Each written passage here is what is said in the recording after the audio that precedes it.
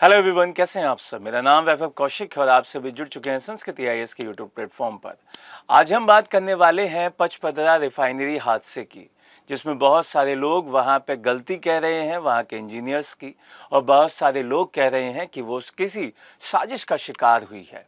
आज हम उन सभी बातों पर चर्चा करेंगे जिन बातों को यहाँ पे रखा जा रहा है। राजस्थान के बलतौरा में जो पचपदरा रिफाइनरी आज 21 अप्रैल को उद्घाटित की जाने वाली थी, उसमें कल सोमवार को एक धमाका हुआ। अब उसी के बारे में सारी की सारी चीज़ें सामने आ रही हैं कि किस कारण से वहाँ पे हादसा हुआ, किस वजह से वो हादसा इतना बड़ा होता गया और किस यूनिट में वो ये चीज़ें स्टार्ट हुई थी। तो चीज़ों को समझना है, क्योंकि पचपदरा को ऐसा कहा जा रहा था कि वो राजस्थान का जामनगर बन जाएगा। जामनगर एक औद्योगिक केंद्र है, औद्योगिक क्षेत्र है जो गुजरात में आता है। उसी लेवल पर यहाँ पे पचपदरा को विकसित करने की बात कही जा रही थी कि राजस्थान का ये एरिया इतना डेवलप कर दिया जाएगा कि वो जामनगर के इक्विवेलेंट दिखाई देने लगेगा। अगर हम बात करते हैं इस रिफाइनरी की, तो इस रिफाइनरी को आज 21 अप्रैल को खुद प्रधानमंत्री के द्वारा उद्घाटित किया जाने वाला था, लेकिन वहां पर एक दिन पहले विस्फोट हुआ और चीजें खराब हो गई। अब यहां से थोड़ा सा समझ लेते हैं कि इस रिफाइनरी में राजस्थान और उसके साथ साथ एचपीसीएल दोनों मिलकर काम कर रहे हैं। राजस्थान सरकार का इसमें 26% की हिस्सेदारी है, उसके शेयर्स दिखाई देते हैं।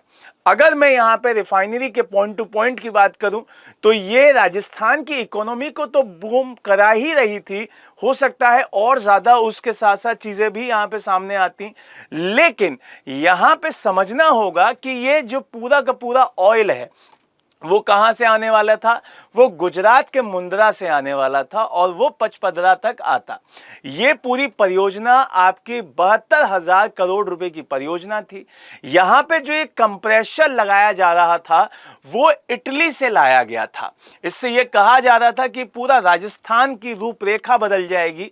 और जो ये धमाका हुआ है वो सीडीयू में हुआ है। सीडीयू आपका क्या होता है भाई?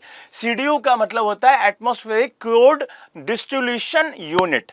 अब इसी को आप ध्यान रखिएगा, यहां पर चीजें चेंज की जाती हैं आपके कथनांक के नंबर के हिसाब से। आप अलग अलग करते हैं, डीजल को अलग करते हैं, आप केरोसिन को अलग करते हैं, यहीं पे आपके ये सारी चीजें अलग होती हैं। तो इंजीनियर्स का कहना है कि आपका क्रूड डिस्ट्रीब्यूशन यूनिट में ये पूरा धमाका हुआ है। अब यहां से अगर हम बात करें इस यूनिट के और चीजों की, तो जो कंप्रेसर की मैं बात बता रहा था वो इटली से लाया गया है। उसका वजन 800 टन का है और यह विश्व का सबसे बड़ा कंप्रेसर था। ऐसा कहा जा रहा है कि इसकी क्षमता 90 लाख टन सालाना कच्चे तेल को रिफाइन करने की थी। तो ये चीजें बहुत इंपॉर्टेंट हो जाती हैं। और जब हम बात कर रहे होते हैं कि इसका जो ऑयल आना था वो आपके गुजरात के मुंद्रा से 487 किलोमीटर की लंबी पाइपलाइन से आना था, लेकिन ये चीजें यहां पे कल खराब हुई। अब हम यहां पे यही उम्मीद करेंगे कि इसके जो वजह रही हैं उसको दोबारा से सही किया जाए, आगे कभी और ऐसे हादसे ना हो। क्यों? क्योंकि ये हमारे एक राज्य के लिए नहीं है, ये पूरे देश के लिए है। उम्मीद है ये जल्द से जल्द दोबारा से ठीक होके दोबारा से स्टार्ट होगी। जय हिंद, जय भारत।